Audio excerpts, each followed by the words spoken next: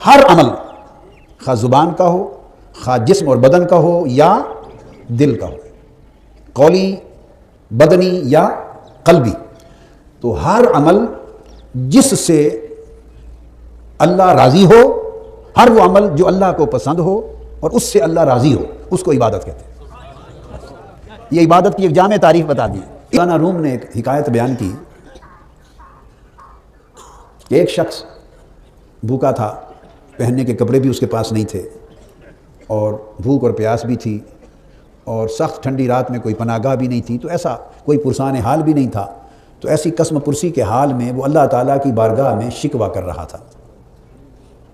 شکوہ یہ کر رہا تھا کہ باری تعالیٰ تو میرا رب ہے پر تجھے پالنا نہیں آتا، اگر تجھے پالنا نہیں آتا تو وہ جو بادشاہ ہے نا، اس بادشاہ سے ہی سیکھ لے، اسے دیکھ اس نے اپنے ملازموں کو، درباریوں کو، سپاہیوں کو، رعایا کو کیسے پالا ہوا ہے، ہر ایک کو اچھے کپڑے دیتا ہے، اچھے کھانے دیتا ہے، رہن سہن دیتا ہے، ٹھکانہ دیتا ہے، تو کوئی اس کا درباری اور کوئی ملازم بھوکا نہیں مرتا، ننگا میری طرح نہیں بیٹھا، آسمان کے نیچے ٹھنڈی رات میں اس طرح پڑا ہوا نہیں ہے، تو اس نے کیسا اچھا پالا ہوا ہے اپنے بندوں کو، تو رب تو ہو گیا، تجھے اگر رب بننا نہیں آتا تو اس سے سیکھ لے۔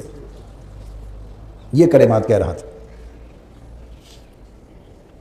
اب اللہ پاک نے راتوں رات اسے ختم نہیں کر دیا، یہ نہیں بھیجا ملک الموت کو جاؤ کہ یہ ایسی زبان کھولتا ہے ہماری بارگاہ میں، اس کی روح قبض کر لو، اس کو سمجھ آ جائے گی کہ میں رب ہوں یا نہیں۔ ایسا کرے تو پھر وہ رب نہیں ہے۔ میں یہ بات بتا رہا ہوں کہ اس کا رب ہونا بھی دیکھ لو، اور پھر ہم اپنا بندہ ہونا بھی دیکھ لیں، ہم اس کے تعلق میں کیسے ہیں۔ کچھ دن گزرے تو اس مملکت پر جس کی بادشاہ کی وہ بات کر رہا تھا اس پر حملہ ہوا۔ بادشاہ زیر زمین کسی تہ خانے میں چھپ گیا، اس کی رعایا تو انہوں نے اپنی رعایا بنا لی، اور سب سپاہی فوجی درباری پکڑ لیے، ایک ایک کو مارا پیٹا، کئیوں کو قتل کیا، ذبح کیا، ٹکڑے کیے۔ صرف ایک ہی سوال پوچھتے تھے کہ بتا دو تمہارا بادشاہ کہاں ہے، ہمیں تم سے تو کوئی ناراضگی نہیں، تم سب کو چھوڑ دیں گے، باقی رعایا کی طرح معاف کر دیں گے، ہماری غرض بادشاہ سے ہم نے اس کو پکڑنا ہے، بس تم اس کی خبر دے دو تو تم سب کو معاف کر دیا جائے گا۔ وہ جتنے پکڑے ہوئے تھے ہر شخص کہتا کہ مجھے تو کچھ پتہ نہیں، ایک دوسرے کی آنکھوں کے سامنے وہ قتل ہوتے گئے، پھر پوچھتے، وہ کہتے کہ ہمیں خبر نہیں، ذبح کر دیتے اور وہ ذبح ہوتے ہوئے دیکھتے، پھر پوچھتے کہ تمہارا انجام بھی یہ ہوگا، بتا دو بادشاہ کہاں ہے، وہ کہتا معلوم نہیں، وہ بھی ذبح ہو جاتا، کسی کے ٹکڑے کر دیتے، ایک ایک ٹکڑا کاٹ دیتے اور پوچھتے بتا دو بادشاہ کہاں ہے، نہیں تو تمہارا انجام بھی یہی ہوگا۔ وہ کہتا کاٹ دیں، ہمیں پتہ ہی نہیں کہاں ہے، ہم کیا بتائیں، پتہ سب کو تھا، ایک ایک کر کے سب کٹ گئے، مر گئے، مگر کسی نے اپنے بادشاہ کی خبر نہیں دی کہ اس نے ہمیں آج تک پالا ہے، آج مشکل وقت میں ہے، کہیں اسے گزند نہ پہنچے، اسے تکلیف اور اذیت نہ پہنچے، تو اس کی اذیت سے اسے بچانے کے لیے اپنے ایک ایک جسم کے اعضاء کے ٹکڑے کروا دیے۔ تو مولانا روم آگے بیان کرتے ہیں کہ اس کے بعد اللہ پاک نے اسے القاء کیا۔ اس کا اردو ترجمہ آپ کو سنا رہا ہوں، وہ اس طرح ہے کہ تو بھی اللہ پاک نے اس کو جواب بھیجا تب، اور وہ سارا منظر دیکھ رہا تھا بادشاہ کا، اس نے جواب بھیجا کہ تو بھی بندہ بننا ان سے سیکھ لے، تو بھی بندہ بننا ان سے سیکھ لے، پھر کبھی مولا کو یوں شکوہ نہ دے۔ توکل اللہ کی شان ہے کہ اس پر کیا جائے، کیا اللہ کے سوا کسی مخلوق پر توکل نہیں ہوتا، تو توکل خالق کی شان ہے، توسل مخلوق کی شان ہے۔ پہلا لفظ اور پہلا درجہ عبادت ہے، دوسرا لفظ اور وہ دوسرا درجہ بھی ہے وہ عبدیت ہے، تیسرا لفظ اور تیسرا درجہ وہ عبودیت ہے۔ کیا ہے؟ عبودیت۔ بندگی کی ابتدا عبادت سے ہوتی ہے۔ اللہ رب العزت نے ارشاد فرمایا یا ایھا الناس اعبدوا ربکم الذی خلقکم والذین من قبلکم، اے لوگو اپنے اس رب کی عبادت کیا کرو، اپنے اس رب کی عبادت کیا کرو جس نے تمہیں پیدا کیا اور جو تم سے پہلے ہو گزرے ہیں ان سب کو بھی پیدا کیا، یعنی وہ اول و آخر سب مخلوقات کا پیدا کرنے والا ہے، اس رب کی عبادت کیا کرو۔ اللہ تعالیٰ نے یہاں حکم عبادت کو اپنی شان خالقیت کے ساتھ جوڑا ہے، اور آگے فرمایا لعلکم تتقون، تو گویا 3 باتوں کا ذکر ہے اس آیہ کریمہ میں۔ ایک یہ کہ تم سب اللہ کی عبادت کیا کرو، دوسری بات یہ کہ وہ اللہ ہے کون جس کی عبادت کریں۔ پھر خیال آ سکتا ہے ذہن میں کیوں کریں، تو اس نے اس کا جواب دیا ہے کہ اللہ وہی ہے جس نے تمہیں پیدا کیا ہے اور جو تم سے پہلے ہو گزرے ہیں سب کو پیدا کیا ہے۔ اب پیدا کرنے کا اشارہ اس عمل کی طرف ہے کہ میری عبادت سے گریز کرنے والوں اور میرا حق بندگی ادا کرنے میں غفلت کرنے والوں، یا ذہنوں میں یہ سوال رکھنے والوں کہ اس کی عبادت کیوں کریں، فرمایا میں وہ ہوں جس نے تمہیں عدم سے وجود دیا ہے، تم تو تھے ہی نہیں، آج جو پوچھتے ہو، غفلت کرتے ہو، میری نافرمانی کرتے ہو، اکڑتے ہو، گناہ کرتے ہو، میرے حکم کو ٹھکراتے ہو، میں وہ رب ہوں جس نے تمہیں پیدا کیا، یعنی تم عدم محض تھے، تمہارا کوئی وجود نہیں تھا، اور میں ارادہ نہ کرتا تو تم ہی نہ ہوتے۔ یہ جو انسان سوچتا ہے کہ میں ہوں، وہ میں ہی نہ ہوتا، اس کا وجود ہی نہ ہوتا، انسان ہی نہ ہوتا، وہ عدم ہی رہتا، اس کائنات میں اس کو کوئی وجود نہ ملتا، تو نافرمانی کہاں سے کرتا؟ اور پھر پیدا کیا، اور پیدا کر کے چونکہ چھوڑ تو نہیں دیتا نا، پھینک نہیں دیتا، پیدا کرنے کے ذکر سے پہلے فرمایا اعبدوا ربکم، پیدا کرتا ہے پھر تمہیں پالتا بھی ہے۔ اپنے اس رب کی عبادت کرو، اور رب کا مطلب کیا ہے؟ پالنے والے کی عبادت کرو، جو پہلے تو تمہیں پیدا کرتا ہے اور تم عدم محض ہوتے تھے، کچھ نہ تھے، تو اس نے تمہیں کچھ نہ کچھ بنا دیا، اور جو کچھ آج ہو اس نے فرمایا یہ میرے بنانے سے ہے، تو میں نے پیدا کیا، اور پیدا کر کے پھر پھینک نہیں دیا کہ چلو اب تم پلتے پھرو، ایسا نہیں کیا۔ رب ہوں، خالق کے ساتھ رب ہوں، پیدا کیا اور پھر تمہیں پالا، اور آج تم نافرمانی بھی کرتے ہو تب بھی پالتا رہتا ہوں۔ تمہاری چونکہ رب ہوں، تمہاری نافرمانی پر ناراض ہو کر پالنا بند نہیں کر دیتا۔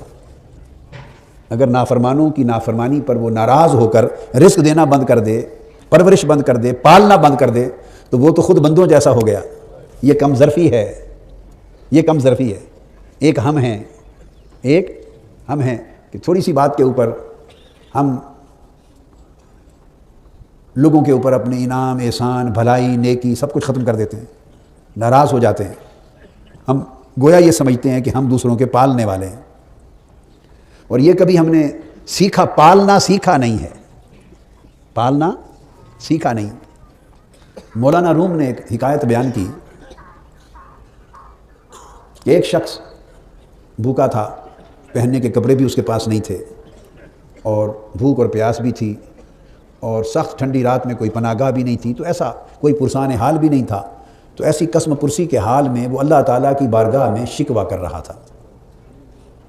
شکوہ یہ کر رہا تھا کہ باری تعالیٰ تو میرا رب ہے پر تجھے پالنا نہیں آتا، اگر تجھے پالنا نہیں آتا تو وہ جو بادشاہ ہے نا، اس بادشاہ سے ہی سیکھ لے، اسے دیکھ اس نے اپنے ملازموں کو، درباریوں کو، سپاہیوں کو، رعایا کو کیسے پالا ہوا ہے، ہر ایک کو اچھے کپڑے دیتا ہے، اچھے کھانے دیتا ہے، رہن سہن دیتا ہے، ٹھکانہ دیتا ہے، تو کوئی اس کا درباری اور کوئی ملازم بھوکا نہیں مرتا، ننگا میری طرح نہیں بیٹھا، آسمان کے نیچے ٹھنڈی رات میں اس طرح پڑا ہوا نہیں ہے، تو اس نے کیسا اچھا پالا ہوا ہے اپنے بندوں کو، تو رب تو ہو گیا، تجھے اگر رب بننا نہیں آتا تو اس سے سیکھ لے۔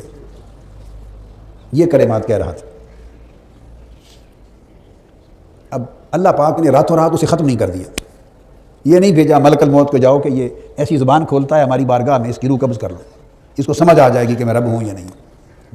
ایسا کرے تو پھر وہ رب نہیں ہے۔ میں یہ بات بتا رہا ہوں کہ اس کا رب ہونا بھی دیکھ لو، اور پھر ہم اپنا بندہ ہونا بھی دیکھ لیں، ہم اس کے تعلق میں کیسے ہیں۔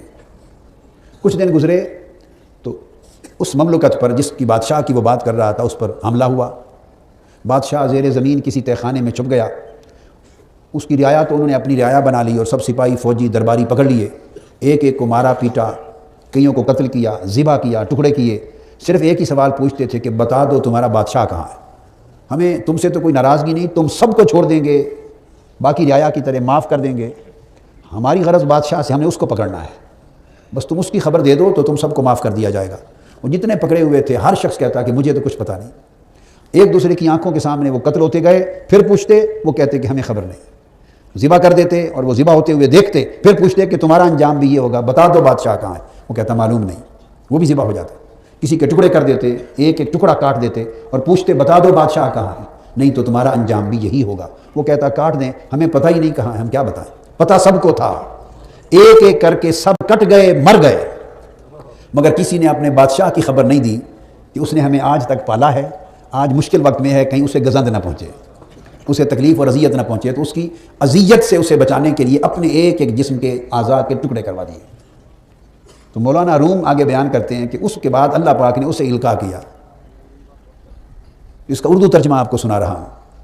وہ اس طرح ہے کہ تو بھی اللہ پاک نے اس کو جواب بھیجا تب، اور وہ سارا منظر دیکھ رہا تھا بادشاہ کا.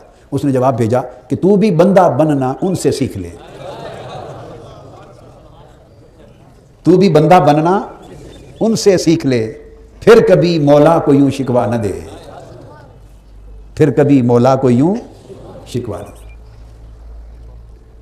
تو عرض یہ کر رہا ہوں کہ اللہ رب العزت نے فرمایا کہ اپنے رب کی یعنی پالنے والے پروردگار کی عبادت کرو، جو پہلے تو تمہیں عدم سے وجود میں لاتا ہے، پیدا کرتا ہے، پیدا کرنے کے بعد تمہیں پالتا ہے.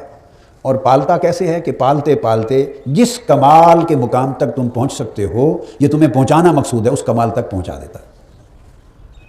اور اس دوران کتنے ہیں والذین من قبلکم، تم بھی اور تم سے پہلے کتنے تھے جو مجھے رب ہی نہیں مانتے تھے اور میں نے ان کا بھی رزق بند نہیں کیا. کتنے تھے جو مجھے رب نہیں مانتے تھے لیکن وہ بھی بیمار ہوئے تو انہیں شفا دی. کتنے تھے جو مجھے رب نہیں مانتے تھے، ان کو بھی دنیا میں عزت دی. کتنے تھے جو مجھے رب نہیں مانتے تھے مگر انہوں نے جو مانگا دنیا میں دیا. یہ معنی ہے ربکم، کہ میں تم سب کا رب ہوں.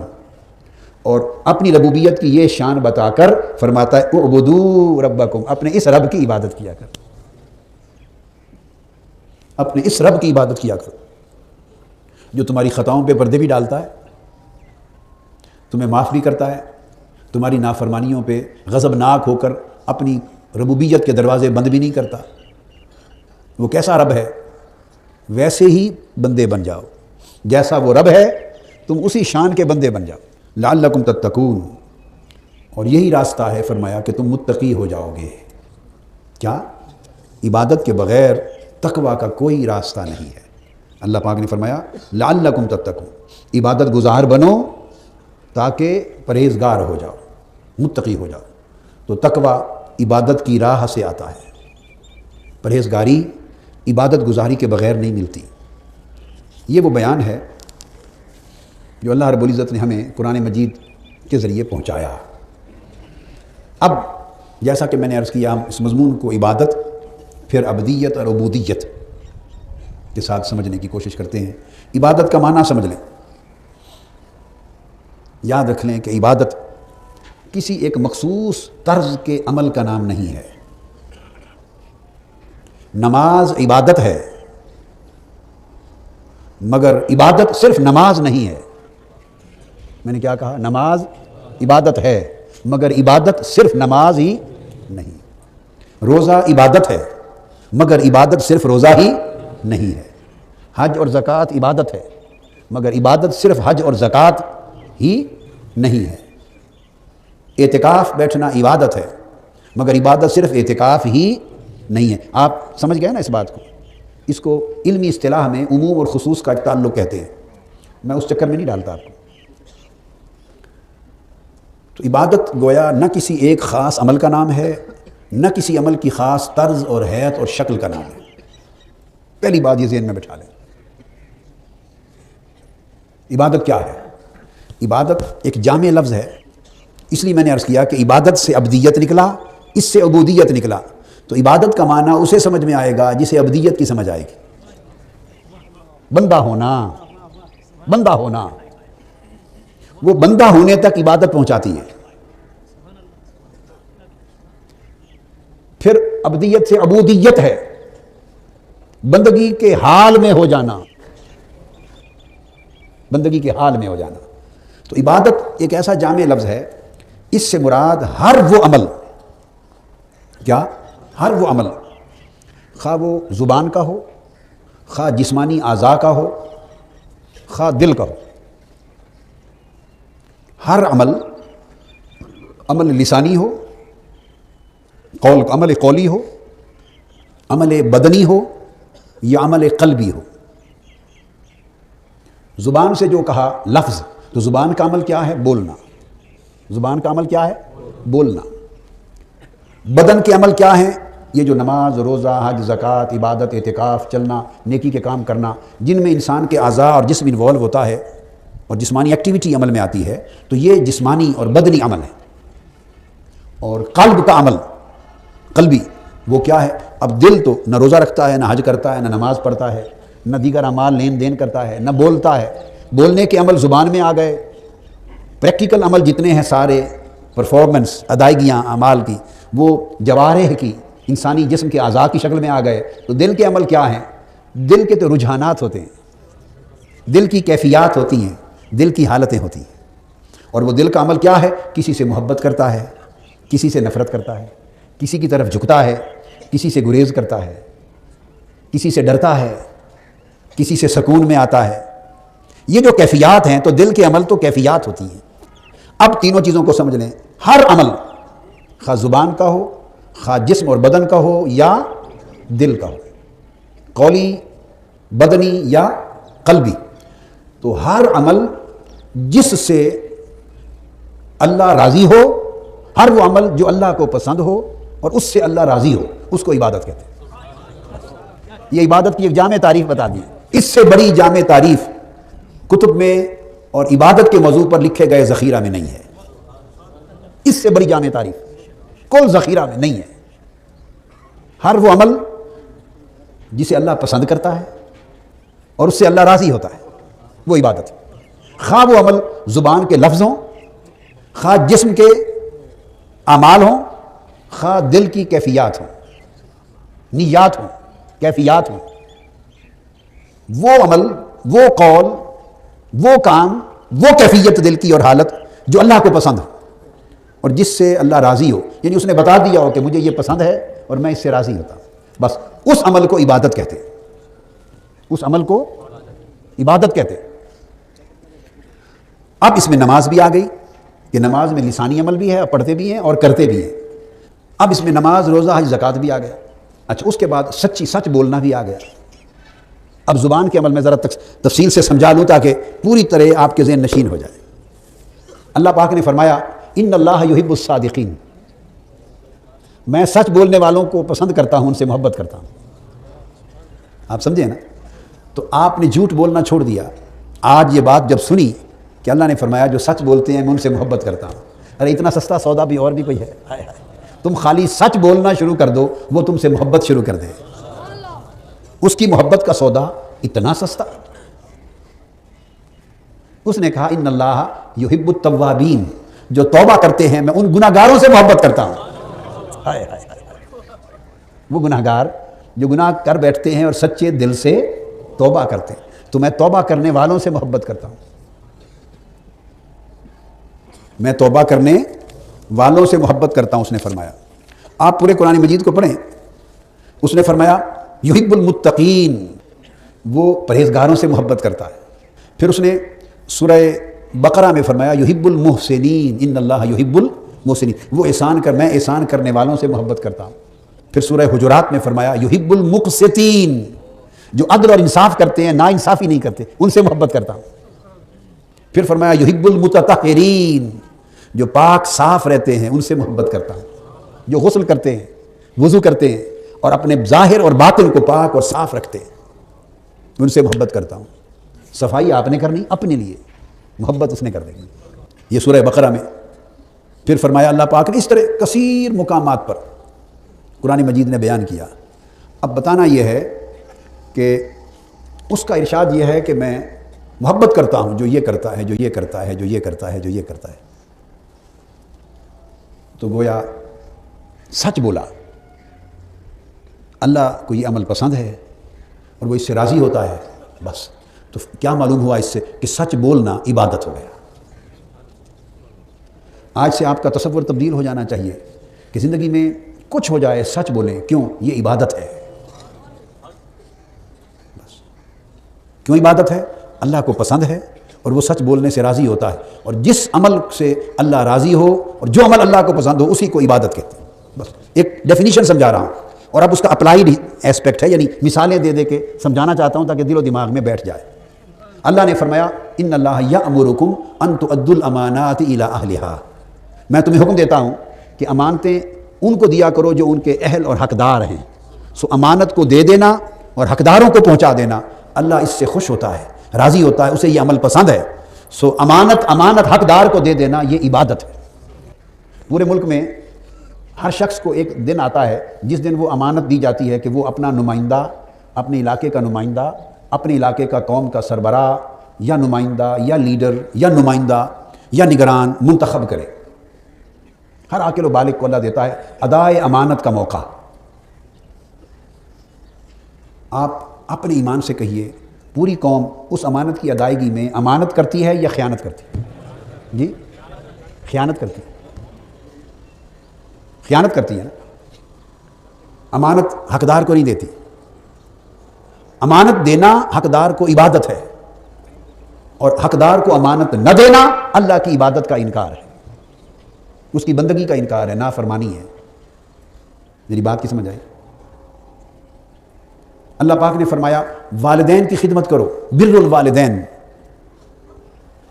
لا تقل لہما اف ولا تنہرہما، انہیں اف بھی نہ کہو، ماں باپ کو جھڑکو بھی نہیں، ان کے آگے سخت نہ بولو، اور ان کے لیے دعا کیا کرو کہ باری تعالیٰ ان پر اسی طرح رحم کر جس طرح انہوں نے میرے بچپن میں مجھ پہ رحم کیا۔ تو والدین کے ساتھ بھلائی کرنا، تو اللہ نے فرمایا کہ یہ عمل مجھے پسند ہے، میں اس سے خوش ہوتا ہوں، سو عبادت ہو گیا۔ صلۃ الارحام، اللہ نے فرمایا خونی رشتوں کے ساتھ مہربانی کیا کرو، خونی رشتوں کے ساتھ مہربانی، اور سب سے زیادہ اجر صدقہ خیرات کا خونی رشتوں پر ہے، اس کے بعد کسی اور کا ہے۔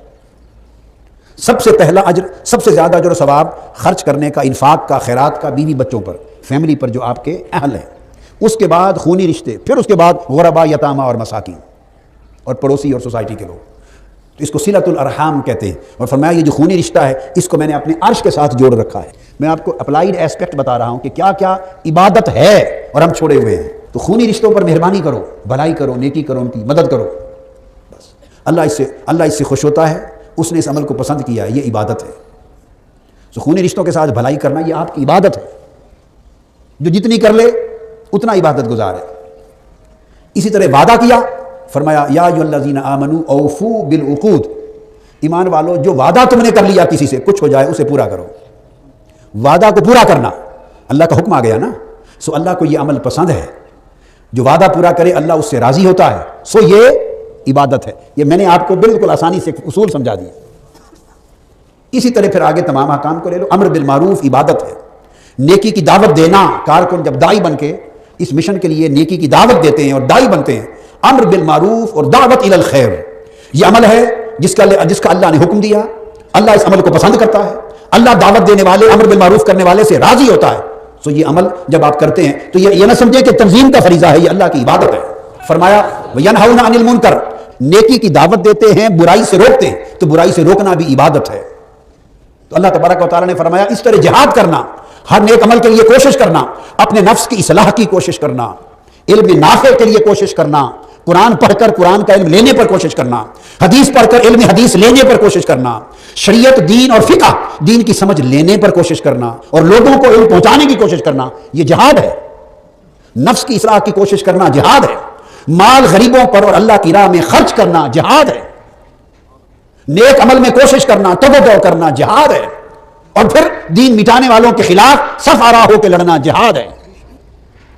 تو اللہ نے فرمایا کہ میں محبت کرتا ہوں ان سے جو جہاد کرتے ہیں، جد و جہد کرتے ہیں، جو نیکی کے لیے سٹرگل کرتے ہیں، میں انہیں پسند کرتا ہوں۔ یہ عبادت ہو گئی۔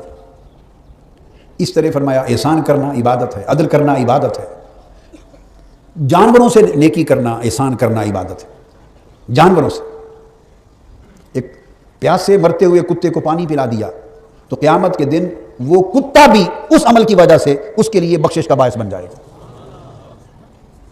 کیونکہ جانوروں کے لیے احسان کرنا عبادت ہے۔ کیوں عبادت ہے؟ اللہ کو پسند ہے یہ عمل، بس ایک ہی کرائیٹیرین ہے، یہ عمل اللہ کو پسند ہے، وہ اس سے راضی ہوتا ہے، بس اس وجہ سے کرو، یہ عبادت ہے۔ تو اب آپ سمجھ گئے کہ یہ، اور پھر اللہ کے رسول سے محبت کرنا، کیا؟ اللہ کے رسول کا ادب کرنا، حضور سے محبت کرنا صلی اللہ علیہ وآلہ وسلم، یہ عبادت ہے۔ کیوں؟ کہ وہ حضور سے محبت کرنے والوں سے محبت کرتا ہے، حضور علیہ السلام کی اتباع کرنے والوں سے محبت کرتا ہے۔ حضور علیہ السلام کا ادب، لا تقدموا بین یدی اللہ ورسولہ، میرے رسول سے کسی کام میں آگے نہ بڑھا کرو، ادب کیا کرو۔ والذین آمنوا بہ وعزروہ ونصروہ واتبعوہ، جو میرے محبوب سے محبت کرتے ہیں، میرے محبوب کا ادب کرتے ہیں، تعظیم کرتے ہیں، توقیر کرتے ہیں، میرے محبوب کے مشن کی مدد کرتے ہیں اور میرے محبوب کی پیروی کرتے ہیں، ان سے پیار کرتا ہوں، انہیں کامیاب کر دیتا ہوں۔ تو اللہ کو اس عمل سے محبت ہے، وہ اس سے راضی ہوتا ہے۔ سو محبت حضور سے کی، عبادت اللہ کی ہو گئی۔ ادب حضور کا کیا، عبادت اللہ کی ہو گئی۔ خدمت ماں باپ کی عبادت اللہ کی ہو گئی۔ خرچ اپنے بچوں اور اعزا اقارب مستحق لوگوں پر کیا، عبادت اللہ کی ہو گئی۔ وعدہ اپنا کیا ہوا نبھایا، عبادت اللہ کی ہو گئی۔ آپ سمجھ رہے ہیں؟ اللہ نے فرمایا میرے جو نیک بندے ہیں، میرے اولیاء ہیں، جو ان سے محبت کرتا ہے میں ان سے راضی ہوتا ہوں۔ تو اللہ کے نیک اولیاءوں کی، صالحین کی، اللہ کے محبوب اور مقرب بندوں کی، ان کی محبت کرنا، ان کی صحبت میں جانا، ان سے پیار کرنا، ان کا احترام کرنا، فرمایا میں اس سے راضی ہوتا ہوں، مجھے یہ عمل پسند ہے، یہ بھی عبادت ہے۔ سو اولیاء، صلحاء، نیک بندوں کی زیارت کے لیے جانا، یہ بھی عبادت ہے۔ فرمایا واجبت محبتی للمتحابین فیہ والمتزاورین فیہ والمتجالسین فیہ والمتبادلین فیہ، فرمایا میں نے ان لوگوں سے محبت کرنا اور ان لوگوں سے راضی ہو جانا اور انہیں اپنا محبوب بنا لینا اپنے اوپر لازم کر لیا ہے، اپنے اوپر یعنی اپنے ذمہ کرم پر واجب اور لازم کر لیا ہے اپنے اوپر ان لوگوں سے محبت کرنا۔ کون لوگ؟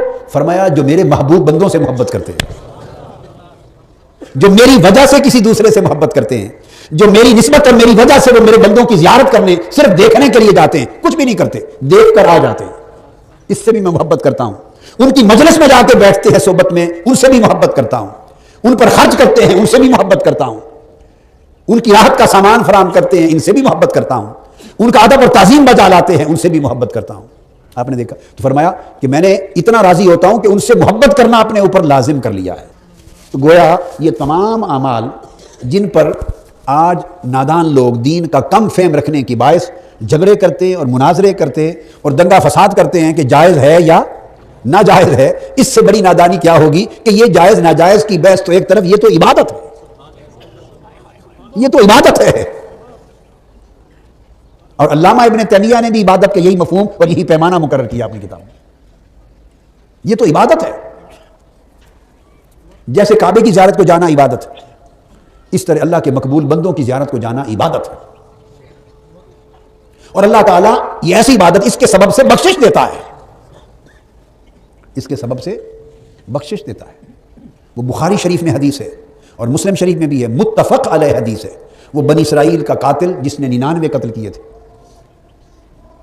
اور کسی سے پوچھا تو اس نے کہا کہ اب تمہاری بخشش کا کوئی راستہ نہیں، اس نے اسے بھی قتل کر دیا۔ پھر کسی اللہ والے کے پاس گیا، پوچھا کوئی سبیل، اس نے کہا کہ ہاں اس بستی میں جا، القریۃ الصالحہ، اور قریۃ الصالحین، اس بستی میں اللہ والے کچھ رہتے ہیں، کچھ اللہ والے رہتے ہیں، ان کے پاس جا کر عبادت کر اور اللہ سے معافی مانگ، بخشش ہو جائے گی۔ تو ان کی طرف چل پڑا، اللہ والوں کی طرف، ان کی مجلس میں اور صحبت میں جانے کے لیے چل پڑا۔ موت آ گئی، راستے میں پہنچ نہیں سکا، تو اللہ پاک نے جنت کے فرشتے کو بھیج کر، زمین کی طرف فرشتوں کو بھیج کر فاصلہ کم کروا کے اسے جنت کا سامان کرا دیا۔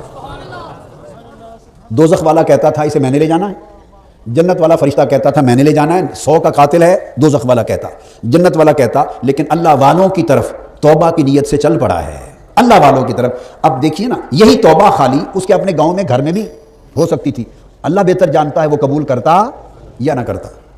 اور اللہ والوں نے اس کو یہی سبب دیا کہ اتنا بڑا گناہ ہے اور اتنا بڑا قاتل ہے، امکان غالب ہے کہ اس کی توبہ رد کر دی جائے، تو کہا اس جگہ بھیجو جہاں جا کر ان کی مجلس میں صحبت میں بیٹھ کر توبہ کرے، تو پھر اللہ کو حیا آ جاتا ہے۔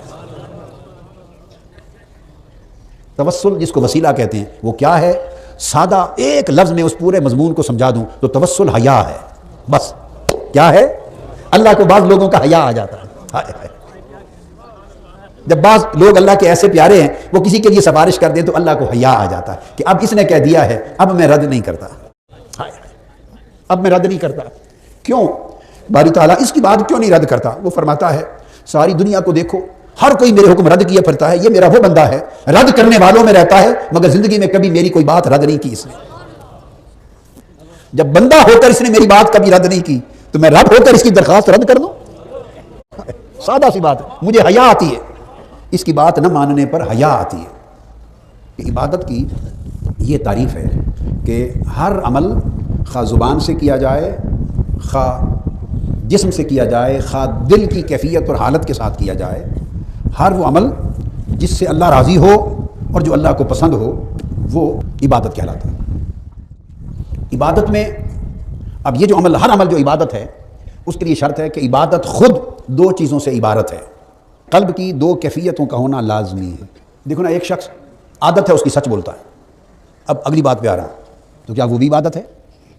کافر لوگ ویسٹرن سوسائٹی میں چلے جائیں، وہاں ان کے کلچر کا حصہ ہے، بچپن سے اسکول سے ہر بچے کو، مسلمان غیر مسلم سے کوئی واسطہ نہیں ہے، وہاں سکھا دیا جاتا ہے بطور تعلیم و تربیت کے کہ جھوٹ نہیں بولتے۔ جھوٹ تو وہ بائی ہیبٹ جھوٹ نہیں بولتے، ان کے کلچر کا، ان کی سائیکالوجی کا، ان کی پرسنالٹی کا، شخصیت کا حصہ ہو جاتا ہے۔ بچپن سے جب ایک ہی بات ان کو دہرائی جاتی ہے تسلسل کے ساتھ، ایک پروسیس ہے پورا تربیت کا، تو جھوٹ نہیں بولتے۔ اس میں غیر مسلم سب شامل ہیں، وہ جھوٹ نہیں بولیں گے۔ باقی دیکھو نا، حرام بھی کھاتے ہیں، حرام کرتے بھی ہیں، جس چیز سے ان کو روکا نہیں گیا وہ سوسائٹی کا حصہ ہے۔ جس چیز کے بارے میں دل میں بات ڈال دی کہ یہ برائیاں نہیں کرنی، وہ نہیں کرتے، تو وہ اسے اپنی مورل ویلیوز، سوشل ویلیوز یا سوسائٹل ویلیوز، اپنی سوسائٹی کی ویلیوز سمجھ کے اپناتے ہیں، ہیومن ویلیوز سمجھ کے اپناتے ہیں، جیسی تربیت کی گئی۔ تو غیر مسلم کرتا ہے تو کیا یہ بھی عبادت ہوگی؟ ایک سوال پیدا ہوا۔ جواب ہے نہیں۔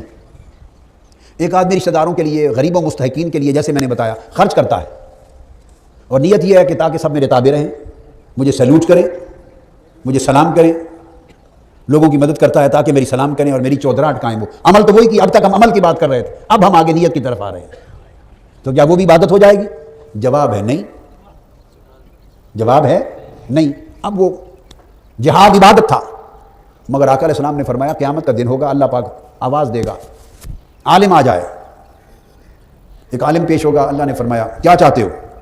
وہ کہے گا باری تعالیٰ میں نے علم دین حاصل کیا، اتنی مخلوق کو علم دین پڑھایا، سکھایا، بتایا، تو دین کی بڑی خدمت کی، تو مجھے بخش دے۔ اللہ پاک فرمائے گا کہ تو نے یہ سارا کام اس لیے کیا تھا کہ لوگ تمہارے ہاتھ چومیں۔ یہ میں مفہوماً بات سمجھا رہا ہوں، مفہوماً اور مرادن، حدیث پاک، حدیث صحیح، لوگ تمہارے ہاتھ چومیں، تمہاری عزت ہو، لوگوں کے چہرے تمہاری طرف ہوں، تمہاری تکریم کریں، سو جو تم نے چاہا وہ تمہیں مل گیا۔ اب کیا چاہتے ہو؟ باقی تو بچا کچھ نہیں، جس کے لیے کیا تھا وہ مل گیا۔ اب فرشتوں کو بلائیں گے، حکم دیں گے پکڑ لے اس کو، جا کے دوزخ میں پھینک دیں۔ پھر بلایا جائے گا سخی کو، مالدار کو، اللہ پاک پوچھے گا کیا چاہتے ہو؟ اس نے کہا باری تعالیٰ تو نے مجھے مال دیا تھا، میں نے تیری راہ میں غریبوں پہ خرچ کیا۔ اللہ پاک نے فرمایا کہ میری خاطر تو نہیں کیا، تو نے اس لیے خرچ کیا۔ اب یہ باتیں ہمارے سامنے تو چل جائیں گی، اللہ کے دربار میں تو نہیں چل سکتی۔ اللہ پاک فرمائے گا تو نے تو اس لیے خرچ کیا کرتے تھے تاکہ لوگ تمہیں سیلوٹ کریں، کہیں کہ بڑا سخی ہے، تمہارا نام ہو دنیا میں، کتبے لکھے جائیں۔ اور آج تو پھر باتیں اور بھی بڑھ گئی ہیں، آج اتنی بڑھ گئی ہیں کہ ان جگہوں پر خرچ کرتے ہیں کہ جہاں ریکگنیشن ملے، اور اس ریکگنیشن سے جتنا خرچ کرتے ہیں پھر ان کی مراعات لے لیتے ہیں بالواسطہ۔ تو دنیا کے لیے کیا، دنیا خرچ کی دنیا کے لیے، تو میرے لیے تو نہیں کیا، وہ تمہیں مل گئی، تمہاری مراد تمہیں مل گئی، اب کچھ نہیں بچا، حکم ہوگا فرشتوں کو لے جاؤ دوزخ میں پھینک دو۔ اب دیکھیں پل صراط کی طرح باریک سفر ہے۔ پھر حکم ہوگا جہاد کے لیے، مجاہد آ گیا، غازی پیش ہو گیا، مجاہد آ گیا۔ اللہ پاک فرمائے گا کیا چاہتے ہو؟ باری تعالیٰ میں نے تیری خاطر جہاد کیا، مجھے بخش دے۔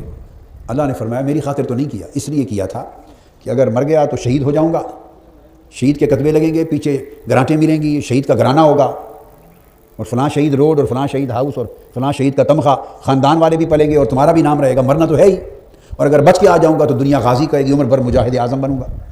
سو جو تم نے چاہا وہ مل گیا، اب کچھ نہیں، حکم ہوگا جاؤ فرشتوں کو دوزخ میں پھینک دو۔ ایک طرف یہ بات ہے، سمجھ رہے ہیں نا؟ اب اس لیے فرمایا کہ پھر وہ عمل عبادت کیسے بنے؟ عمل تعریف تو وہی ہوئی، ہر وہ عمل جو اللہ کو پسند ہو اور جس سے اللہ راضی ہو، خواہ وہ کسی شکل میں ہو، زبان سے، جسم سے، دل سے، اس عمل کو عبادت کہتے ہیں۔ اب آگے سنیں، عمل تو عبادت ہے مگر وہ بھی ہماری عبادت تو نہیں بنا۔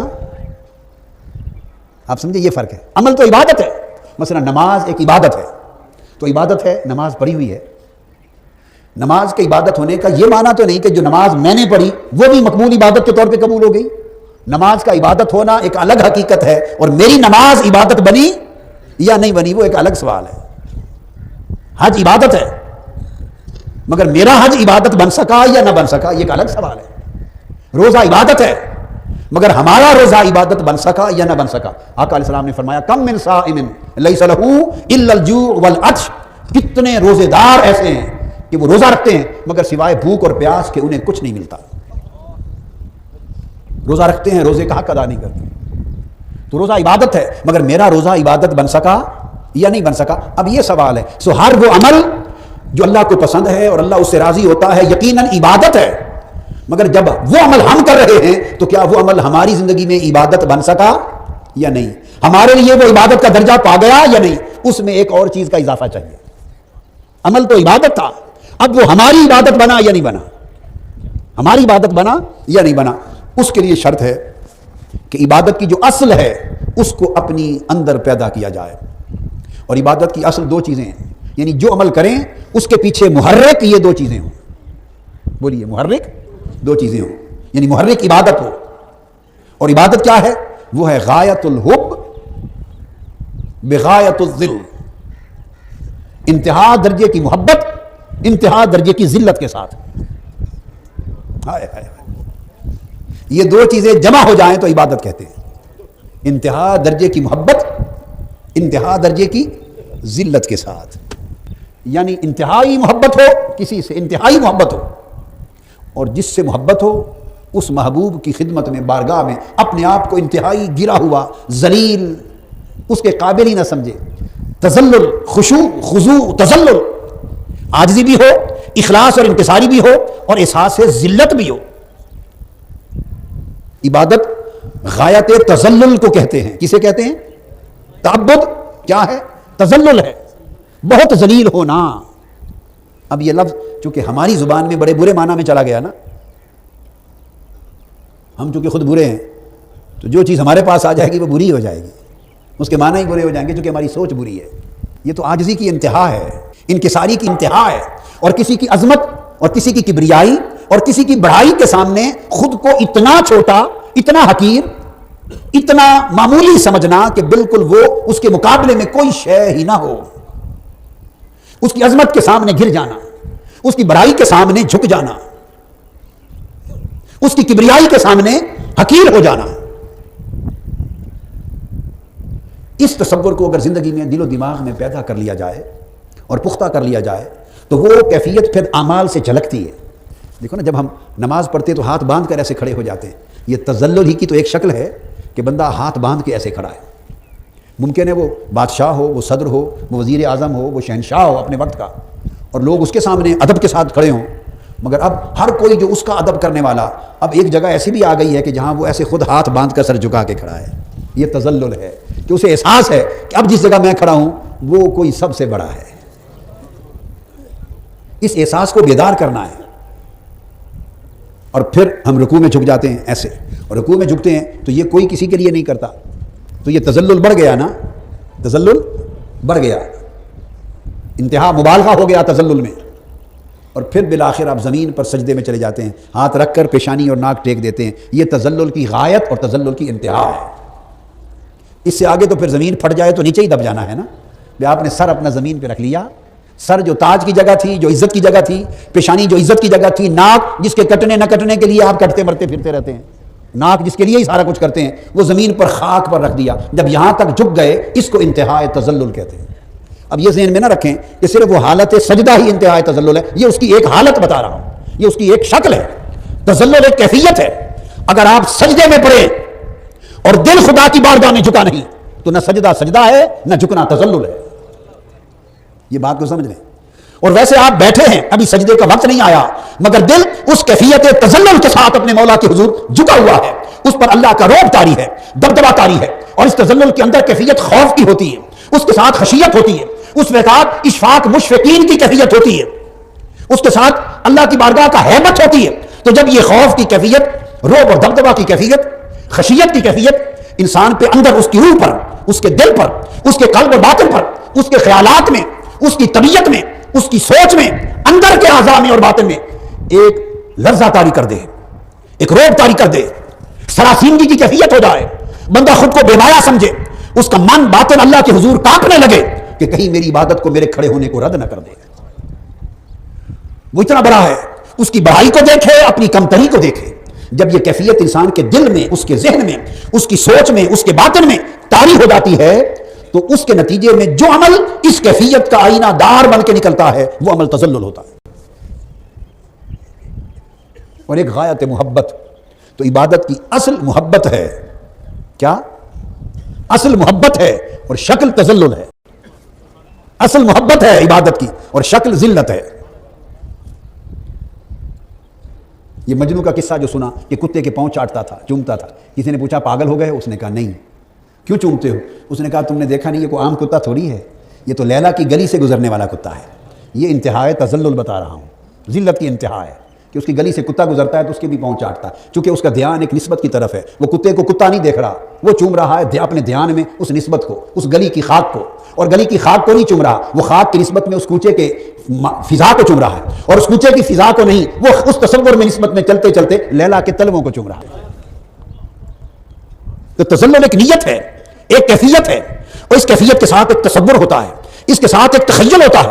وہ تخیل اور تصور آپ کے دماغ میں، دل میں، قلب اور باطن میں طاری رہنا چاہیے. آپ چل پھر رہے ہوں، کسی کی عادت کے لیے جا رہے ہیں، دکان پر بیٹھے ہیں، کاروبار پر بیٹھے ہیں، اپنا کام کاج دنیا کا کر رہے ہیں، کسی کو مل رہے ہیں، گھوم پھر رہے ہیں، دنیا کا کوئی کام کرتے پھرے. اس لیے اللہ پاک نے عبادت کو ظاہری اعمال کی شکلوں سے نکال لیا. اگر عبادت کو ظاہری اعمال کی شکل سے نکالا نہ ہوتا تو عبادت صرف مسجد ہی میں آ کر ہوتی، یہ عبادت صرف مصلی پر ہی ہوتی. اب عبادت بازار میں بھی ہوتی ہے، دکان پر بھی ہے، دفتر میں بھی ہے، کوچہ و بازار میں ہے، رشتہ دار کے معاملے میں ہے، بیوی بچوں کے ساتھ ہے، لین دین میں ہے، کاروبار میں ہے، تعلیم و تعلم میں ہے، زندگی کے ہر عمل میں. اگر کیفیت یہ ہے کہ آپ اللہ کی محبت میں گرفتار ہو گئے ہیں اور اس محبت نے آپ کو تعلق کے تذلل کے ساتھ اس سے باندھ دیا ہے، اور آپ جو کچھ کرتے پھرتے ہیں اسے راضی کرنے کے لیے کرتے پھرتے، بس اگر یہ کیفیت آ جائے جو کریں اسے راضی کرنے کے لیے، تب وہ عمل آپ کی عبادت بن جاتا ہے. ورنہ عمل میں اور ہماری عبادت میں فاصلہ رہ جاتا ہے. اب میری بات کو سمجھیں. اس لیے آقا علیہ السلام نے فرمایا انما الاعمال بالنیات، کہ اعمال کا دار و مدار نیتوں پر ہے. اعمال کا دار و مدار نیتوں پر ہے. تو یہ جو کیفیت ہے اللہ رب العزت کی بارگاہ سے محبت اور تذلل، اگر عمل ان دو انسینٹیوز کے ساتھ ہو، انسینٹیو ہے نا، ہم عمل کرتے ہیں. اب اگر اعتکاف میں بھی آتے ہیں، ممکن ہے انسینٹیو یہ ہو کہ دنیا بھی کوئی کام کاج پھنسا ہوا ہے تو یہ نیت کر کے آئیں اعتکاف بیٹھیں گے تو اللہ پاک اس کے صدقے ہمارا کام کر دے گا. عمل گر گیا نا نیچے. میری بات سمجھیں. کسی کا مقدمہ ہے، اس نے منت مان لی میں اعتکاف بیٹھوں گا اللہ مجھے مقدمہ جتوا دے. وہ رب ہے، اعتکاف تو پھر بھی قبول کر لے گا، مگر جو موضوعات چھیڑا ہوا ہے ہم نے اس دائرے میں داخل نہیں ہوں گے. کسی کی اولاد کی طلب نہیں ہوتی، نیت کر لی چلو اعتکاف بیٹھتا ہوں تو اسی صدقے سے اللہ اولاد دے دے گا، وہ اولاد عطا کر دے گا. وہی میں نے کہا جو مانگا وہ دے دے گا، اور وہ مالک ہے، وہ اعتکاف بھی قبول کر لے گا. آپ اضافی منت کے طور پہ کر لیں تو اللہ منت بھی قبول کرتا ہے اور کام بھی کرتا ہے، قبول کر لے گا. مگر جو بات آج ہم بیٹھے سمجھ رہے ہیں، ہم اس دائرے میں داخل ہونے سے رہ گئے. آپ سمجھے ہیں نا بات. تو ایک طرف یہ کہ وہ عمل جسے آپ اپنی نگاہ میں خالص عبادت سمجھتے ہیں، نماز ہے، آپ نماز پڑھ رہے ہیں اور نیت خالصتاً لوجہ اللہ نہیں ہے، نیت کوئی اور دنیا کی ہے، عزت کی، نام و نمود کی، کئی اسباب ہیں، تو وہ خالص عبادت کا عمل جو سمجھا جاتا ہے وہ ہو کر بھی عبادت نہ بنا. اور دوسری طرف آپ گلی سے ایک پتھر اٹھا کے پھینک رہے ہیں، ایک پتھر کو پھینک دیا چلتے چلتے، ٹھوکر مار کے پتھر ہٹا دیا، اس نیت سے کہ کسی کو ٹھوکر نہ لگ جائے، اندھیرے میں چلتے ہوئے کسی کو ٹھوکر نہ لگ جائے. چونکہ یہ حضور نے فرمایا اور کہ اللہ رسول اس سے راضی ہوتے ہیں، اس نیت اور خیال سے کیا تو نیت اچھی نہ تھی تو نماز بھی عبادت نہ بن سکی، نیت اچھی اور خالص تھی تو ٹھوکر سے پتھر کا ایک طرف کر دینا بھی عبادت بن گیا. اب سمجھ گئے نا. تو عبادت ایک ایسا تصور ہے جو پوری زندگی پر محیط ہے. تو اس میں کمال درجے کی محبت جو کریں اللہ کی محبت میں کریں. اس لیے میں نے کہا کہ عبادت کی اصل محبت ہے اور شکل ذلت ہے. یہ ایک جملہ ہے، اس کو اگر یاد رکھ لیں پھر یہ شکوے بھی ختم ہو جائیں گے کہ فلاں جگہ میری عزت نہیں ہوئی، میری عزت نہیں ہوئی۔ اللہ پاک فرماتا ہے پھر جو مجھ سے محبت کرتے ہیں لا یخافون لومۃ لائم، کوئی انہیں گالی گلوچ اور لعنت ملامت بھی کرتا پھرے تو اس سے بھی خوف زیادہ نہیں ہوتے۔ جب محبت کا سودا کر لیا تو پھر ان باتوں کو پھر ملال نہیں بناتے، پھر ملال نہیں ہوتا۔ اب اللہ تبارک و تعالیٰ نے عبادت کی اس کیفیت کو پیدا کرنے کے لیے جو غایت محبت اور غایت تذلل پیدا کرنے کے لیے تعلیم کی ہے اللہ پاک نے قرآن مجید میں، کہ یہ کیفیت بندے کی تب پیدا ہوتی ہے جب بندہ اپنے آپ کو اللہ کے حضور تذلل، انتہا درجے کی ذلت، یہ کیفیت تب نصیب ہوتی ہے جب بندہ فی الواقع حقیقت میں اپنے آپ کو اللہ کے حضور کچھ نہ سمجھے۔ اور اگر اب یہ خاص بات کی طرف آ رہا ہوں، اگر اپنے آپ کو کچھ سمجھتا رہے کہ میں وہ کچھ ہوں، یہ کچھ ہوں، بڑا کچھ ہوں، تو بس وہ جو کچھ ہے تو پھر کچھ بھی نہیں ہے۔ اگر اللہ کے حضور وہ کچھ ہے، اپنے خیال میں وہ کچھ ہے تو پھر کچھ بھی نہیں، پھر وہ تذلل نصیب ہی نہیں ہو سکتا۔ تذلل نصیب تب ہوتا ہے، پہلی شرط ہے کہ وہ سمجھے کہ میں کچھ نہیں کر سکتا، صرف اللہ ہی پر بھروسہ ہے۔ جب طبیعت اور دل اس کامل اعتقاد کے ساتھ اللہ کی طرف راغب ہوتا ہے تو پھر وہ عمل تذلل کی طرف جاتا اور اس عمل کو عبادت تک پہنچاتا ہے۔ تو اللہ تبارک و تعالیٰ نے سیدنا شعیب علیہ السلام کی زبان سے کہلوایا۔ حضرت شعیب علیہ السلام فرماتے ہیں سورہ ہود میں وما توفیقی الا باللہ۔ اب بولی سنیں ذرا انبیاء کی، اب ذرا ان کی بولیاں سنیں، پھر اللہ کی بولی بھی آئے گی، پھر وہ کیسے بولتا ہے۔ تو شعیب علیہ السلام کہتے ہیں وما توفیقی الا باللہ، کہ اللہ کے سوا، کیا اللہ کے سوا میری تو کوئی طاقت نہیں ہے، اللہ کے سوا میری کوئی قدرت اور استعداد نہیں ہے، اللہ کے سوا، اور توفیقی میں میرے لیے گویا کوئی شے موافقت میں نہیں ہے، میری کوئی حمایت نہیں، کوئی موافقت نہیں، کوئی طاقت نہیں، کوئی صلاحیت نہیں، کوئی استعداد نہیں، کوئی قوت نہیں۔ آپ سمجھ رہے ہیں؟ اپنی نفی کر دی، وما توفیقی الا باللہ میں اپنی اللہ کے حضور میں نفی کر دی۔ پھر اس کے بعد جب اپنی نفی، آپ پوچھتے ہیں نا کہ ہم توکل چاہتے ہیں کہ توکل پیدا ہو، ہمارے ہر معاملے میں رکاوٹیں ہیں کیونکہ ہم نے سارا کا سارا نظام گدلا کر رکھا ہے، کوئی شے ستھری خالص چھوڑی نہیں ہم نے اپنی زندگی میں۔ یہ بھی ایک سبق سکھا دوں کہ توکل پیدا نہیں ہوتا ہماری زندگی میں، چاہتے ہیں، کیوں نہیں پیدا ہوتا وہ ریزن سمجھیں تو 3 مرحلے بیان کیے سیدنا شعیب علیہ السلام کی زبان سے۔ وما توفیقی الا باللہ، اللہ کے سوا میری کوئی طاقت، کوئی حیثیت، کوئی صلاحیت، کوئی قوت، کوئی قدرت نہیں، یعنی میرا اللہ میرا ساتھ نہ دے تو میں کچھ نہیں کر سکتا، میرے اللہ کی مدد و نصرت نہ ہو تو میں کہیں نہیں ٹھہر سکتا۔ پہلے اللہ کا بندہ اور برگزیدہ بندہ اللہ کے حضور عبادت و عبدیت سکھانے کے لیے، بندگی سکھانے کے لیے کامل نفی کر رہا ہے، اور جب تک اپنی صلاحیتوں، اپنی طاقتوں، اپنی استعدادوں اور اپنی قابلیتوں پر جو بھروسہ انسان کرتا ہے، جب تک اس بھروسے کی کامل نفی نہ ہو اس وقت تک توکل پیدا نہیں ہوتا۔ اس کے بعد فرمایا علیہ توکل، تو پہلے توفیق کی نفی کی، اپنی ہر طاقت اور قدرت کی نفی کی، اور نفی کر کے ویکنسی کریٹ کر دی، جگہ خالی کر دی۔ اب اپنے بھروسے، اپنی طاقت، اپنی عقل، اپنا ہنر، اپنا فن، اپنا مال، اپنی دولت، اپنے وسائل، اپنے ذرائع، اپنے رشتے، اپنے تعلقات، یہ ساری چیزیں جن کے گھمنڈ میں اپنی عزت، اپنا علم، اپنا تقویٰ، پرہیزگاری، جن کے گھمنڈ میں انسان مارا رہتا ہے، اور یہ گھمنڈ وہ جگہ پر کیے رکھتا ہے، جو جگہ خالی ہوتی تو توکل آتا، یہی جگہ توکل کی تھی۔ توکل کہتے ہیں بھروسے کو، تو بھروسہ تو موجود ہے آپ کے اندر اپنے علم پر، تو توکل اللہ کا کیسے آئے؟ سیٹ ایک ہی کرسی ہے، اس پر تو آپ کا علم بیٹھا ہوا ہے، بھروسے کی کرسی ہے، علم بیٹھا ہے۔ کسی نے اپنے بھروسے کی کرسی پر اپنے عمل کو، تقویٰ کو بٹھا لیا ہے، کسی نے اپنے بھروسے کی کرسی پر اپنے مال و دولت کو بٹھا لیا، کسی نے شہرت کو بٹھا لیا۔ اب توکل علی اللہ وہ کیسے آئے؟ تو اللہ پاک نے فرمایا، جیسے کہا نا، کہو لا الہ الا اللہ، اگر مجھے ماننا ہے تو پہلے جھوٹے معبودوں کی، غیروں کی نفی کرو، پھر میرا ماننا کام آئے گا۔ تو فرمایا علیہ توکلت، میں اسی پر توکل کرتا ہوں۔ یہ توکل کا درجہ تب نصیب ہوگا پہلے اپنی توفیق، اللہ کے سوا ہر غیر قوت، صلاحیت، سمت اور جہت سے اس کی نفی کر دو، اپنی ذات کے لیے، اپنی ذات کے لیے۔ اس میں اگر نسبت انبیاء کی طرف، اولیاء کی طرف، صلحاء کی طرف، قرآن کی طرف، صیام روزوں کی طرف، عبادتوں کی طرف، جو نسبت یہ اور چیز ہے، وہ اللہ ہی کی نسبت ہے۔ انسان اپنے پیدا کیے ہوئے اور اللہ کی عطا کردہ صلاحیت اور قابلیت اور ہنر کے نتیجے میں جو پورے تراشتا ہے، تانا بانا اور نیٹ ورک، ان ساری چیزوں کے اوپر بھروسہ ختم کرے، گویا اسباب یوٹیلائز کرے مگر ان پر بھروسہ نہ کرے۔ اسباب پر بھروسہ ختم کرے تو علیہ توکل، تو پھر مسبب پر بھروسہ آئے گا۔ تو شعیب علیہ السلام نے پہلے فرمایا وما توفیقی الا باللہ، اللہ کے سوا میرے پاس کوئی توفیق نہیں۔ پھر فرمایا اسی آیت میں علیہ توکل، تو باری تعالیٰ ہی پر میں نے توکل کیا، اور تیسرے درجے میں کہا وَإِلَيْهِ أُنِيبُ، اور میں اسی کی طرف راغب ہوتا ہوں، اسی کی طرف چلتا ہوں۔ انابت، پہلے نفی توفیق، پھر اخلاص فی التوکل، پھر انابت اللہ، یہ ابدیت ہے۔ عبادت کو ابدیت میں بدلنے کے لیے آگے بتاتا ہوں، پہلے آپ یوں سمجھ لیں، عبادت کوئی ایک عمل کیا اس نیت کے ساتھ اور اس کیفیت کے ساتھ، جس عمل سے اللہ راضی ہے تو وہ ہو گیا عبادت۔ تو عبادت ایک ایک عمل ہوتا ہے، الگ الگ عمل، کوئی بھی عمل، 1000 عمل ہے تو ہر عمل الگ الگ اپنی جگہ عبادت ہوگا اگر اس نے شرائط پوری کی۔ اب عبادت اور ابدیت میں کیا فرق ہے؟ عبادت ایک عمل کا نام تھا، آپ سمجھ گئے، ایک عمل کا نام تھا عبادت، اور اگر وہ عمل کرنے والا شخص اس کی پوری زندگی کا ہر عمل اس عبادت سے عبارت ہو جائے تو وہ عبد ہو جاتا ہے۔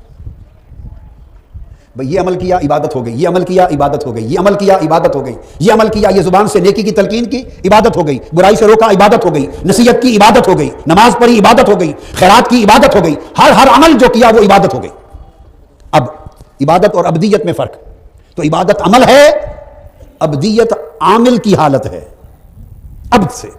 تو اگر اس عمل کرنے والے شخص اور انسان کی پوری زندگی اس عبادت سے تعبیر ہو جائے، اور دائماً استمراراً اور کاملاً اس کی زندگی کا ہر عمل، ہر قول، ہر عمل اور ہر دل کی نیت، حالت اور کیفیت، ظاہر میں اور باطن میں اس کا ہر عمل اگر دائماً عبادت بن جائے اس تعریف کے ساتھ، تو پھر اس کو ابدیت کہتے ہیں۔ جب انسان عبادت سے ابدیت میں آ جاتا ہے تو وہ الگ الگ عمل میں عبادت کا محتاج نہیں رہتا، اس کی ساری زندگی عبادت بن جاتی ہے۔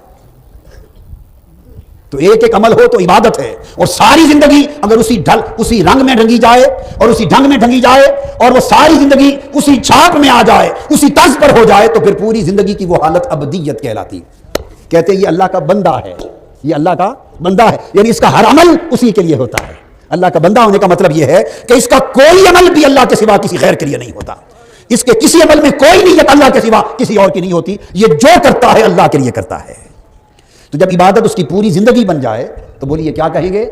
ابدیت، سمجھے؟ اب تیسرا لفظ میں نے عرض کیا تھا عبودیت۔ عبودیت کیا ہے؟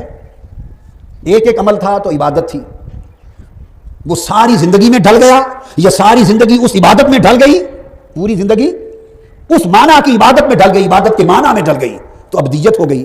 اور اس کے بعد عبودیت یہ ہے کہ وہ جو ابدیت، جو پوری زندگی ایک ابدیت کے رنگ میں رنگی گئی، اگر وہ بندے کے باطن کا حال بن جائے تو اس کو عبودیت کہتے ہیں۔ عبادت، انسانی زندگی کے سارے عمل عبادت بن جائیں تو ابدیت کہتے ہیں، اور ساری زندگی میں ابدیت اس کے باطن کا حال بن جائے تو وہ عبودیت کہتے ہیں۔ عبادت عوام کی بندگی ہے، عبادت عوام کی بندگی ہے، ابدیت خواص کی بندگی ہے، عبودیت اخص الخواص کی بندگی ہے۔ عبادت مومنوں کی بندگی ہے، مومنوں کی، ابدیت عارفوں کی بندگی ہے، عارفین کی بندگی ہے، اور عبودیت مقربین کی بندگی ہے، جن سے پردے اٹھا کر اپنی بارگاہ میں جن کو بٹھا لیا جاتا ہے، جن سے حجابات اٹھا لیے جاتے ہیں، جنہیں اپنے قرب کے چشموں سے پلایا جاتا ہے، اپنی قربت کی منزلوں پر بٹھایا جاتا ہے، جن سے ہم کلامی کی جاتی ہے، راتوں کو سرگوشی کی جاتی ہے۔ جس بندے کو اللہ اپنا مقرب بندہ بنا لے، اپنا محبوب بندہ بنا لے، تو وہ تب بناتا ہے کہ وہ ابدیت اس کا حال ہو جاتا ہے، اس کا ہر وقت اس کے باطن کا حال ابدیت رہتا ہے، سو اس کا ظاہر و باطن ہر وقت عبادت الہی ہوتا ہے۔ اس کا اٹھنا بیٹھنا بھی عبادت ہوتا ہے، اس کا سونا بھی عبادت ہوتا ہے، جاگنا بھی عبادت ہوتا ہے، کہ نہ اس کے ظاہر کی کوئی شے غیر از اللہ کے لیے ہے، نہ اس کے باطن کی کوئی شے اللہ کے سوا کسی اور کے لیے ہے۔ تو میں عرض کر رہا تھا کہ پھر اسی طرح اللہ پاک نے فرمایا دوسرے مقام پر یہ سورہ ہود میں پھر کہ کس طرح یہ کیفیت عبادت اور ابدیت اور عبودیت کے لیے یہ جو کیفیت غایت محبت اور انتہا تذلل کیسے پیدا ہوتی ہیں، وہ یہ کہ اپنی نفی، میں نے آپ کو 3 مرحلے سمجھا دیے کہ سب سے پہلے اپنے آپ پر اور اپنی صلاحیتوں پر اور اپنے وسائل پر جو بھروسہ اور اعتماد ہے، ریلائنس، سیلف ریلائنس، اللہ کی بارگاہ میں اس کی نفی سے نگیٹ کر دیا جائے، اس کو ابالش کر دیا جائے، ایلیمینیٹ کر دیا جائے، تب بندہ تذلل میں آتا ہے کہ میں تو کچھ نہیں مولا، سب کچھ تو ہے۔ اور وہ چاہتا، یعنی یہ یقین پیدا کرنا، اگر وہ چاہتا ہو تو ہمیں خنزیر بنا دیتا۔ ہم میں سے ہے کوئی شخص جو ہاتھ اٹھا کے کہہ سکے کہ میں روک لیتا اس کو کہ مجھے خنزیر نہ بنا؟ بس وہ چاہتا ہمیں بندر بنا دیتا، وہ چاہتا ہمیں کتا بنا دیتا، ہم اس دنیا میں ہی نہ پیدا ہوتے انسان کے روپ میں، اور وہ چاہتا تو ہمارے جو اعمال بد ہیں ان کی وجہ سے ہمارے چہرے سیاہ کر دیتا۔ ہر بندے کے اعمال اس کے چہرے کی سیاہی سے پہچانے جاتے ہیں۔ حضرت ابوبکر شبلی رضی اللہ تعالیٰ عنہ بڑے اکابر اولیاء میں سے، ہر روز شیشے کے سامنے کھڑے ہوتے شام کو اور اپنے آپ کو دیکھتے۔ کسی نے پوچھا حضرت آپ اپنے آپ کو شیشے میں کیا دیکھتے ہیں اور کیوں دیکھتے ہیں؟ وہ رو پڑے، فرماتے ہیں کہ میں اتنا گناہ گار ہوں، مجھے ہر روز ڈر لگا رہتا ہے کب میرا چہرہ سیاہ ہو جائے، تو میں دیکھتا ہوں کہیں میرا چہرہ سیاہ تو نہیں ہو گیا، پھر دیکھتا ہوں نہیں ہوا تو اللہ کے معاف کر دینے پر شکر ادا کرتا ہوں کہ چلو آج کا دن تو مولا تو نے معاف کر دیا ہے۔ جب تک انسان کی کیفیت ان تصورات میں نہ ڈوبے، تزلل نہیں آتا، اور تزلل نہ آئے تو عبادت کی حقیقت نصیب نہیں ہوتی، حقیقت عبادت نہ ملے تو ابدیت بندگی نہیں ہوتی، اور وہ نہ ملے تو پھر باطن کا حال عبودیت نہیں بنتا۔ فرمایا اللہ پاک نے پھر مومنوں کی زبان سے کہلوایا قرآن میں، ربنا علیک توکلنا، اے ہمارے رب ہم نے صرف تجھ ہی پر توکل کیا، وإلیک انبنا، اور ہم صرف تیری طرف راغب ہوئے، چل پڑے، تیری طرف راغب ہو گئے، وإلیک المصیر، اور ہمارا آخری ٹھکانہ بھی تیرے ہی پاس ہے۔ آپ نے دیکھا نا، علیک توکلنا وإلیک انبنا وإلیک المصیر، جب یہ خالصیت پیدا ہو جاتی ہے کہ بھروسہ بھی تجھ پر، چل بھی تیری طرف پڑے ہیں، ٹھکانہ بھی تیرے پاس، اس کے بعد بندے کا توکل کامل ہوتا ہے جو تذلل دیتا ہے اس کو۔ جس جگہ پر بندہ درمیان میں اپنے آپ کو لے آیا، اٹک گیا، راستہ بند ہو گیا۔ یہاں ایک بات سمجھا دوں توکل سے، وہ بھی ایک جملے میں عقدہ حل ہو جائے گا، زندگی بھر یاد رہے گی بات۔ وہ بات یاد رکھ لینا کہ توکل اللہ کی شان ہے کہ اس پر کیا جائے، کیا اللہ کے سوا کسی مخلوق پر توکل نہیں ہوتا، تو توکل خالق کی شان ہے، توسل مخلوق کی شان ہے۔